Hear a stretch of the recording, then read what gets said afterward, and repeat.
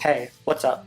Nia Note here, and as a sequel to my last video, I'm going to be going over the 5 worst things about Ultimate now. As I've said before, there's not too much to complain about, but let's get into it right away with number 5. My first qualm with Ultimate isn't very significant, but in this spot I chose to include certain character aesthetics, and by that I mean their appearance and alternate costumes.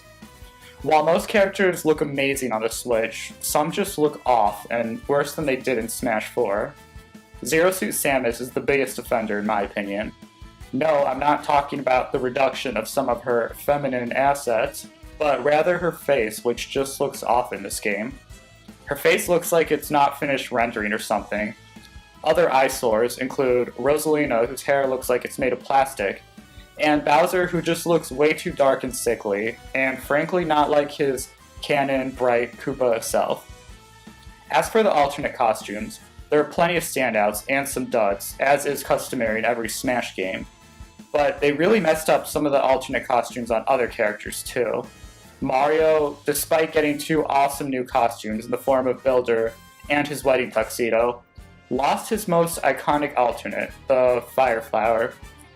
Why they decided to axe that instead of his ugly cotton candy disaster color palette is beyond me.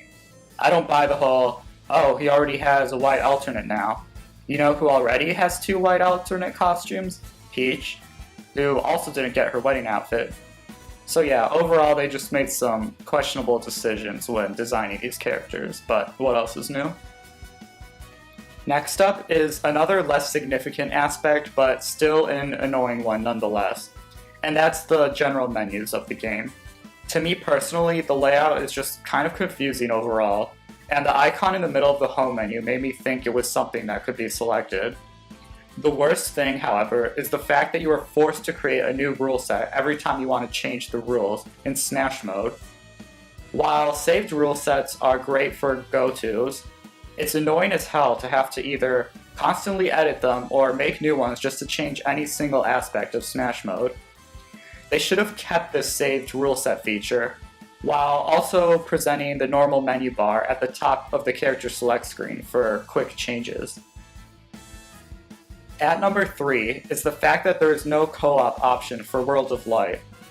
Although it's not technically classified as either a solo or co-op mode as far as I know, myself and many other fans sort of expected a full-fledged adventure mode like this to be co-op. Subspace Emissary was way more fleshed out, and still had a 2-player option.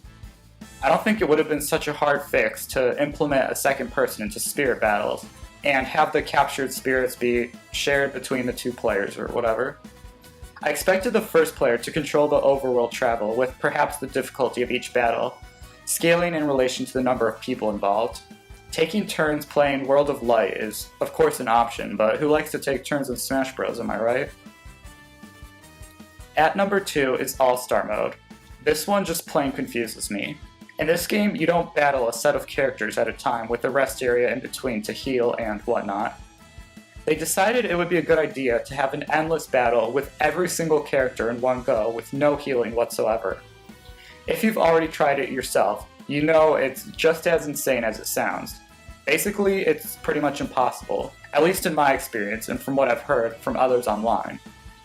Although I don't think All-Star Mode has been a particularly popular mode in many Smash games, it's still another thing to do and to complete with all characters, as a sense of accomplishment. If anyone is able to manage that in this game, I'd be mighty impressed. Yes, I understand there's so many characters and it would take a long time to complete the mode even once with a break in between, but that doesn't mean they should just clump everything together for one big mess of a mode that isn't even really feasible. But if you thought All-Star Mode was the pinnacle of bad decision making, you ain't seen nothing yet until you've experienced the mess that is online mode. I don't even know where to start. First and foremost, it's no longer a guaranteed option to battle others one-on-one with competitive rule sets. Instead, they opted for entering preferred rule sets that would attempt to best match you to others with similar ones or whatnot. This means there's a chance you'll be thrown into whatever the hell kind of battle they can find for you.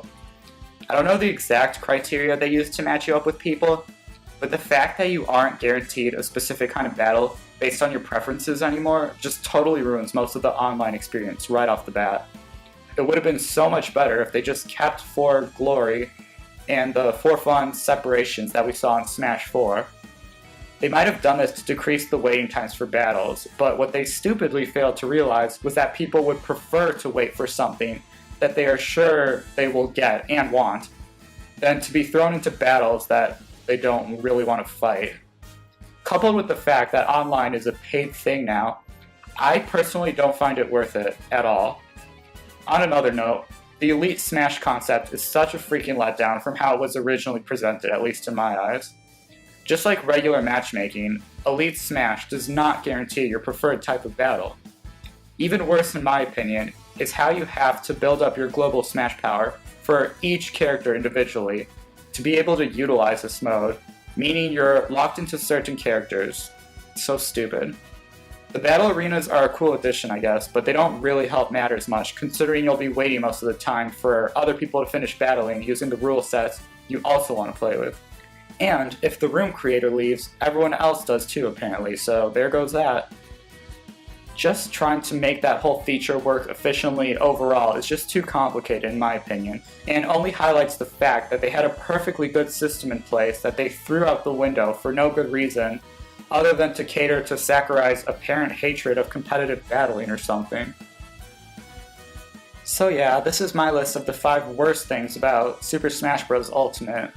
Let me know your thoughts on the worst things below. If you enjoyed this video, please like and subscribe, and I hope to see you again for another Smash video. Peace.